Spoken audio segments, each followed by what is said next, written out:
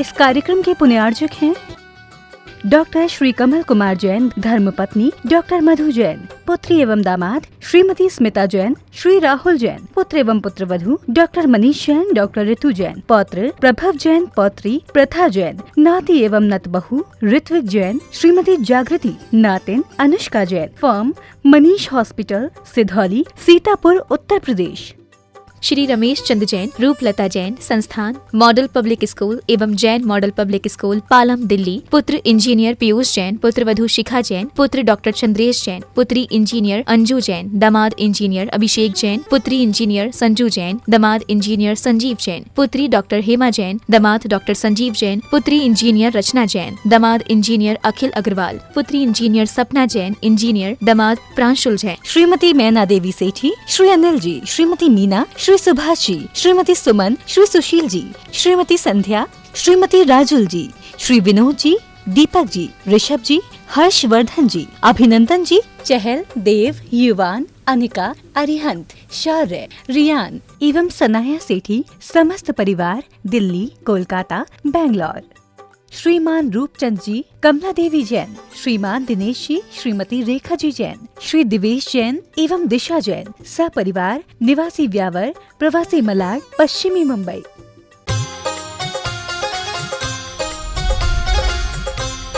प्रमाणिक समाधान। नमोस्तु गुरुदेव, क्या सुख स्थायी हो सकता है? बहुत अच्छा सा छोटा सा सवाल है लेकिन बड़ा गहरा है। आपने पूछा सुख स्थायी हो सकता है क्या? जिन्हें हम आज तक सुख मानते आए हैं वो सुख स्थायी नहीं, अस्थायी है। चीज़ों पर आधारित सुख कभी स्थायी नहीं होता। इंद्रिय चेतना से जुड़ा सुख कभी स्थायी नहीं होता, क्योंकि वो हमारे मन पर, मनोदशा पर निर्भर करता है। और मनोदशा हमारी पल पल में बदलते रहती है। तो ऐसी स्थिति में जब हमारा मन ही अस्थिर है तो सुख स्थिर कैसे होगा? हाँ, अतीन्द्रिय सुख चिरस्थायी होता है। जो आत्मिक सुख है, जिसके लिए किसी भी प्रकार के बाहरी आलंबन की कोई आवश्यकता नहीं, वो एक बार प्रकट होता है तो कभी भी विनष्ट नहीं। नमोस्तु गुरुदेव, रामायण में श्री राम ने अपना विराट रूप शायद 1 या 2 बार ही दिखाया है, जबकि महाभारत में श्री कृष्ण ने अपना विराट रूप अनेकों बार दिखाया। ऐसा क्यों? देखिए, श्री कृष्ण के विराट स्वरूप को एक प्रतीक के रूप में ले। उन्होंने अपने विराट स्वरूप का प्रदर्शन कब किया? अपनी विराटता को बताने के लिए या सामने वाले के अभिमान को गलाने के लिए? तो ये विराट स्वरूप क्या है? जब तक हम विराट स्वरूप को नहीं जानेंगे, हमारा अहम चूर नहीं होगा। महाभारत में अहम बार बार बार बार अपना फन फैलाता था। तो दुर्योधन के अहंकार को चूर करने के लिए, कौरवों के उस अभिमान को नष्ट करने के लिए श्री कृष्ण को अपना विराट रूप दिखाना पड़ा, और भी प्रसंगों में दिखाया। इस विराट स्वरूप को मैं एक प्रतीक के रूप में देखता हूँ। विराट स्वरूप का मतलब क्या है? अहंकार कब आता है? जब हम अपने आप को कुछ सुपर मानने लगते हैं, अपने आप को कुछ विशेष मानने लगते हैं, औरों से विशेष मानने लगें, अपने आप को अलग मानने लगें, तो अहंकार आता है। लेकिन जब विराट तत्व की तरफ दृष्टि जाती है तो उपनिषद कहते ईशा अवश्य विधम सर्वम यत् किंच जगत्याम जगत तेन त्यक्तेन भुंजीत मागध कश्चित् धनम। जब मैं विराट दृष्टि से देखता हूं तो जगत के चराचर सभी प्राणी मुझे आत्मसत्ता की दृष्टि से मेरे समान दिखते हैं। मुझे कोई बड़ा और कोई छोटा नहीं दिखता, कोई अच्छा और बुरा नहीं दिखता, सब समान दिख रहे हैं। तब अहंकार कहाँ? तो विराट तत्व को दिखाने के पीछे का प्रयोजन ये भी है, हम अपनी दृष्टि को विराट बनाएं, अहम चूर हो। नमोस्तु गुरुदेव, मुनिराज के आहार होने के बाद उसी चौके में आलू प्याज आदि का सेवन करना क्या उचित है? देखिए, ये तो बहुत अटपटी बात सुनने को मिल रही है। कम से कम जो लोग चौके लगाते हैं उन्हें उस दिन तो इतना संयम रखना चाहिए, जिस दिन मुनि को आहार दिया है उस दिन अपना आहार तो अच्छा करो। और यदि किसी चौके में आलू प्याज बनता है तो कायदे से उन्हें चौका ही नहीं लगाना चाहिए। ये व्यवस्था अलग करनी चाहिए। कहीं पर भी हो, ये शुद्धि का अनुपालन पूरी तरीके से होना ही चाहिए। ये अच्छी बात नहीं है। यदि कोई ऐसा करते हैं तो उन्हें सुधार लेना चाहिए। एक निर्गंथ साधु को आहार दिया और इतना भी संयम नहीं, तो ये तो बहुत लज्जाजनक बात है। नमोस्तु गुरुदेव, आत्मा का यथार्थ स्वरूप क्या है? आत्मा की असल परिभाषा क्या है? बहुत अच्छा सवाल है। छोटा सा सवाल है पर इसमें पूरा दर्शन की गहराई भरी है। आत्मा मतलब अपना स्वरूप, मैं क्या हूँ, समझ गए? अंग्रेजी में बोले तो माई सेल्फ, वो हमारे अंदर का तत्व, वही आत्मा है। अगर हम भाषा शास्त्र की दृष्टि से देखें तो आत्मा शब्द की व्याख्या करते हुए कहा गया, अतति व्यापनोति नाना गुण पर्याय ही यह स आत्मा। जो विभिन्न गुणों और पर्यायों में व्याप्त होता है वो आत्मा है। समझ गए? आत्मा यानी हमारा अपना अस्तित्व, सेल्फ एग्जिस्टेंस ही आत्मा है। समझ गए? और जानना देखना उसका स्वभाव है। अपने जानने और देखने की शक्ति के बदौलत हम अपनी आत्मा को पहचान सकते हैं। जिसके अंदर जानने देखने की शक्ति है उसे आत्मा मानना, और जो जानने और देखने की चेतना से शून्य है वो अनात्मा। हम में तुम में जानने देखने की शक्ति है तो हम तुम में सब में आत्मा है, पर इस टेबल में, इस माइक में जानने देखने की शक्ति नहीं है, इसलिए आत्मा नहीं अनात्मा है। नमोस्तु गुरुदेव, सफलतम व्यक्ति अपनी सफलता का उपयोग कैसे करे जिससे वह साउंड कैरेक्टर एवं पर्सनल करियर के साथ साथ उज्जवल भविष्य के लिए कुछ अच्छा कर सके? देखो, सबसे बड़ी बात, इस सफलता को अपनी अंतिम सफलता मत मानना। अभी हमें बहुत कुछ करना है और कितना भी आगे बढ़ो, विनम्रता को अपने जीवन का आदर्श बनाकर चलना। दूसरा, अपने जीवन की बाउंड्री का उल्लंघन कभी मत करना। जो हमारी व्यक्तिगत जीवन की मर्यादाएं हैं, जाति की मर्यादा है, कुल की मर्यादा है, धर्म की मर्यादा है, इसे किसी भी स्थिति में लांघना मत। ये लक्ष्मण रेखा है। लक्ष्मण रेखा का जो भी उल्लंघन करता है वो संकट में पड़ता है। तो हमेशा इस बात का ख्याल रखना है कि मुझे लक्ष्मण रेखा का कभी उल्लंघन नहीं करना। दूसरी बात, परीक्षा में प्राप्त अंकों को अपनी जीवन की उपलब्धि मत मानना। अंतर में जो अंकित हुआ है उसे जीवन की उपलब्धि मानना। मैं ऐसे बहुत लोगों को जानता हूं जो परीक्षा की जिंदगी में सफल हो जाते हैं पर जिंदगी की परीक्षा में फेल हो जाते हैं। जीवन के मर्म को समझो और ये समझो कि ये सब चीजें तो बीच की पड़ाव है।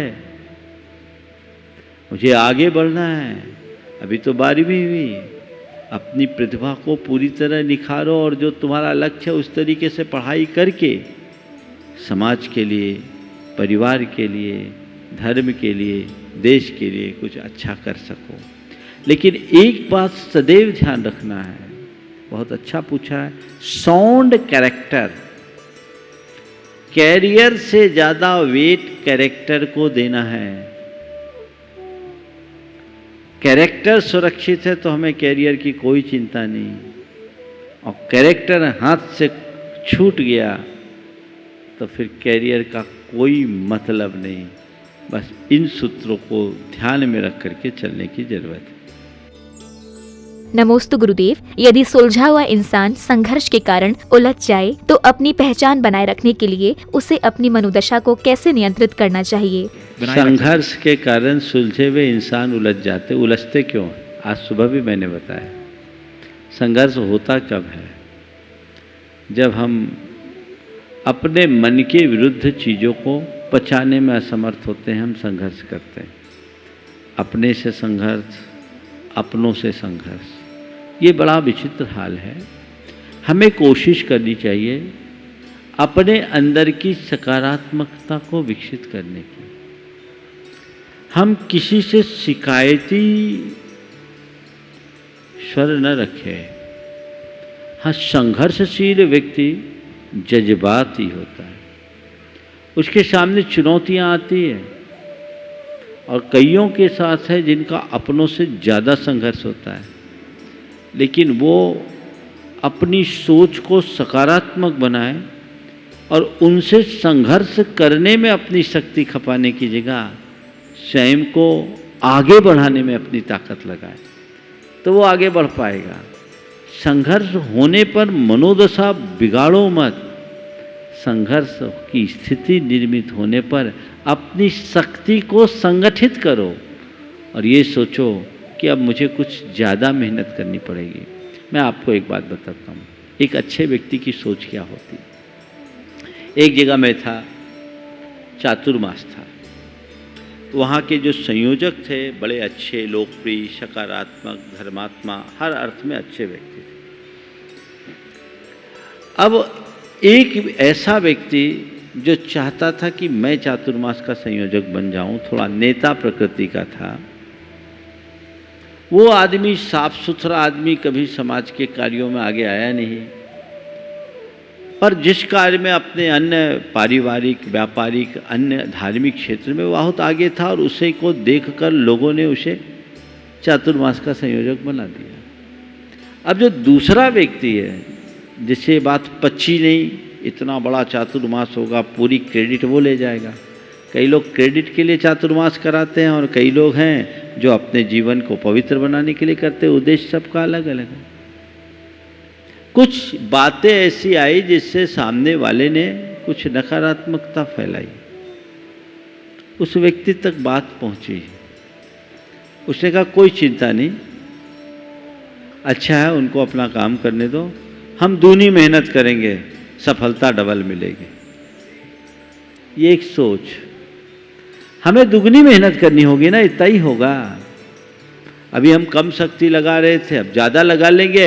हमें अपना टारगेट अचीव करना है, हमें वो देखना है, सामने वाला हमें कहाँ रोक रहा है उसकी तरफ अब देखने की जरूरत नहीं है। मनोदशा ऐसी सकारात्मक होनी चाहिए।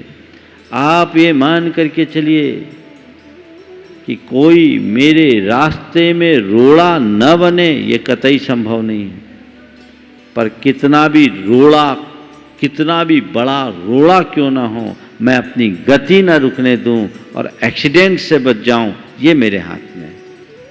वो हमें चाहिए, तो उनको नज़रअंदाज करते हुए चलना होगा और अपने जीवन को आगे बढ़ाना होगा, तभी हम कुछ अच्छा कर सकें। नमोस्तु गुरुदेव, जैसे पक्षी अपना घर और नदी अपना रास्ता स्वयं बनाते हैं, तो मनुष्य इतना कमजोर क्यों है कि उसे अपने आत्म कल्याण के लिए देव शास्त्र गुरु का सहारा लेना पड़ता है? बिल्कुल सही बोला है। नदी अपना रास्ता खुद बना लेती है, पक्षी अपना घोंसला खुद बना लेते हैं, लेकिन इंसान के में इतनी कमजोरी क्यों? नदी का केवल एक लक्ष्य है, इसलिए नदी उस लक्ष्य की ओर बढ़ते जाती है, उसका रास्ता बनता जाता है। लेकिन इंसान की दुर्बलता, उसके लक्ष्य रोज बदलते हैं, तो उसको सहारा लेना पड़ता है। पक्षी केवल एक घर बनाता है और उसमें आनंद से रह लेता है। इंसान है, उसे रोज घर बदलने की इच्छा होती है, तो अकेले एक घर बनाना होता तो शायद वो अपने घर बनाने में समर्थ हो जाता, लेकिन उसे रोज़ घर बदलना होता है, इसलिए वो दिक्कत है। इंसान अपने बचपन को याद करे, जब वो छोटा था रेत के घरौंदे बनाता था, किसी के सहयोग की ज़रूरत नहीं होती थी, खुद अपना घरौंदा बना लेता था। तो जब हम घरौंदा बना सकते हैं तो घर भी बना सकते हैं, लेकिन मन है जो रोज़ बदलता है बदलता है बदलता है, इसलिए वो कई बार पक्षियों से भी पीछे हो जाता है। नमोस्तु गुरुदेव, बीमार व्यक्ति को दिया गया ऑनलाइन आशीर्वाद कितना फलदायी होगा? देखिए, अब तो सब कुछ वर्चुअली होने लगा है, लोग ऑनलाइन ही आशीर्वाद लेने लगे हैं और दिया जाने भी लगा है। देखिए, किसी का आशीर्वाद, ऑनलाइन आशीर्वाद कितना काम करता है? मैं तो कहता हूँ आशीर्वाद भी तब काम करता है, हम लोग आशीर्वाद दें तो काम नहीं करेगा, आप लोगे तो काम करेगा। दिया हुआ आशीर्वाद नहीं लगता, लिया हुआ आशीर्वाद फलता है। महाराज, अंतर क्या है दिया हुआ और लिया हुआ? तुम्हें कोई कितना भी बड़ा साधक, कितना भी बड़ा आशीर्वाद दे दे, तुम्हारी श्रद्धा नहीं तो उसका कोई असर नहीं। ग्राहकता होनी चाहिए तुम्हारे अंदर, ऐसी श्रद्धा हो कि नहीं मुझे आशीर्वाद मिला, मैं कृतार्थ हो गया, और उससे तुम्हारा मनोबल बढ़ गया, लाभान्वित करेगा। इसी तरह गुरुजनों का या किन्हीं का भी तुम्हें परोक्ष भी आशीर्वाद मिला है, भले वो ऑनलाइन, और तुम्हारे मन ने उसे स्वीकार कर लिया, तुम्हारी श्रद्धा ने उसे स्वीकार कर लिया, उससे तुम्हारा मनोबल बढ़ गया, तो उस आशीर्वाद का असर पड़ सकता है, इसमें कोई हानि नहीं है। तो मनोबल को ऊंचा करने की जरूरत है। नमोस्तु गुरुदेव, मन के अनुरूप इंद्रियों के भोग में सभी इंद्रियां सहभागी होती हैं, किंतु इंद्रिय विषयों के त्याग में यही इंद्रियां मन को विचलित कर विरोध करती हैं, ऐसा क्यों? देखिए, ये बात सही है कि इंद्रियों के भोग में मन पूरा साथ देता है, और जब भोगों से विमुखता की बात आती है तो लोलुपता कम नहीं होती। आपने कहा कि इंद्रियां का साथ नहीं देते, हकीकत ये नहीं है, मन साथ नहीं देता। इंद्रियां अपने आप में कुछ नहीं करती, उनका उत्प्रेरक मन है। मन यदि ठीक रहे तो हमें इंद्रियों से कहीं कभी भी दिक्कत नहीं हो। इसलिए हमेशा अपने मन को ठीक बनाने का प्रयास करना चाहिए। गुरुदेव अमरकंटक में थे, रामकृष्ण परमहंस मिशन के 40 सन्यासी गुरु चरणों में आए। काफ़ी अच्छी तत्व चर्चा चल रही थी, साधना से संदर्भित बातें वे सब कर रहे थे। उसी मध्य एक साधक ने पूछा, गुरुदेव इंद्रिय जय कैसे करें? गुरुदेव ने कहा, बड़ा सरल उपाय है। क्या है? बोले इंद्रिय का काम इंद्रिय से करो। महाराज, इंद्रिय का काम तो इंद्रिय से करते। बोलते नहीं, इंद्रिय का काम इंद्रिय से करो तो इंद्रिय को जीतने की जरूरत नहीं। इंद्रिय के काम में जब मन जुड़ जाता है तो काम बिगड़ता है। तो जो इंद्रिय का काम, आँख का काम है देखना, देखो, उसे अच्छा बुरा मत मानो। नाक का काम गंध लेना है, गंध लो, उसे अच्छा बुरा मत मानो। कान का काम सुनना है, सुनो, अच्छा बुरा मत मानो। जीभ का काम चखना है, चखो, अच्छा बुरा मत मानो। स्पर्श का काम स्पर्श लेना है, लो, लेकिन उसमें इष्टानिष्ट न मानो। ये कौन मानता है? इंद्रिय की मन। तो सारा खेल मन का है। इसलिए अगर हमें वैराग्य पथ पर आगे चलना है तो सबसे पहले अपने मन को मोड़ना अपेक्षित है। मन को मोड़े बिना हम अपने लक्ष्य की ओर आगे नहीं बढ़ सकते।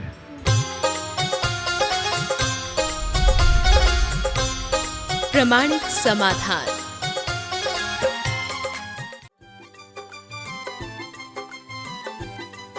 इस कार्यक्रम के पुण्यार्जक थे डॉक्टर श्री कमल कुमार जैन, धर्मपत्नी डॉक्टर मधु जैन, पुत्री एवं दामाद श्रीमती स्मिता जैन, श्री राहुल जैन, पुत्र एवं पुत्रवधू डॉक्टर मनीष जैन, डॉक्टर ऋतु जैन, पौत्र प्रभव जैन, पौत्री प्रथा जैन, नाती एवं नतबहू ऋत्विक जैन, श्रीमती जागृति, नातिन अनुष्का जैन, फर्म मनीष हॉस्पिटल, सिधौली, सीतापुर, उत्तर प्रदेश।